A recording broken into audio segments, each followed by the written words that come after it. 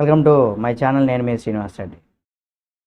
ఆ రోజులు దగ్గరలోనే ఉన్నాయంటూ కూడా చంద్రబాబు నాయుడు గారికి సజ్జల రామకృష్ణారెడ్డి వార్నింగ్ ఇచ్చారు. ఏంటది? ఏం వార్నింగ్ ఇచ్చారు? ఆ రోజులు ఏంటి రాబోతున్నాయనేది కూడా ఈ వీడియోలో మనం తెలుసుకుందాం. కాబట్టి వీడియోని పూర్తిగా చూడండి. మీ యొక్క అభిప్రాయాన్ని కామెంట్ రూపంలో తెలియచేయండి.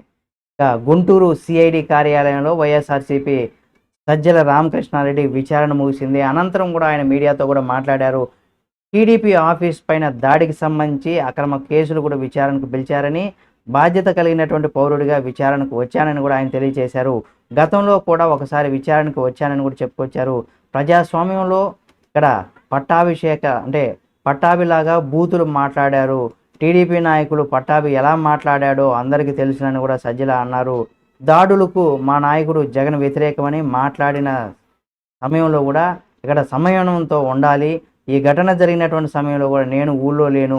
అధికారులు అడిగినటువంటి ప్రశ్నలకు నాకేమీ తెలియదని కూడా సమాధానం చెప్పానని, ఏడాది కాలం రెడ్ బుక్ వేధింపులు ఎక్కువయ్యాయని కూడా, ఎన్నికలకు ముందు నుంచి కూడా రాజ్యాంగం విరుద్ధంగా ప్రవర్తించారని, ఇష్టం వచ్చినట్లు కేసులు పెట్టడం, వేధింపులు చేయడం, అలాగే జైలుకు పంపడం పనిగా పెట్టుకున్నారని కూడా, చంద్రబాబు నుంచి కూడా కింది స్థాయి వరకు కూడా ఇదే విధంగా వ్యవహరిస్తున్నారని, ఒకంతు ఎంపీటీసీ అయిన మహిళ పట్ల కూడా పోలీసులు దురుసుగా ప్రవర్తించారని సజ్జల అయితే ఇక్కడ చెప్పుకొచ్చారు.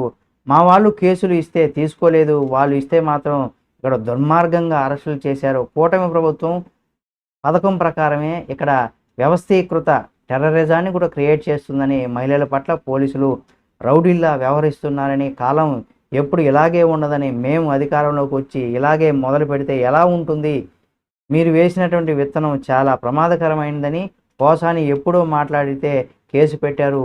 సాక్షి ఎడిటర్ ధనంజయులు రెడ్డి కూడా ఇంటికి ఎలాంటి అనుమతులు లేకుండా పోలీసులు వెళ్ళారు.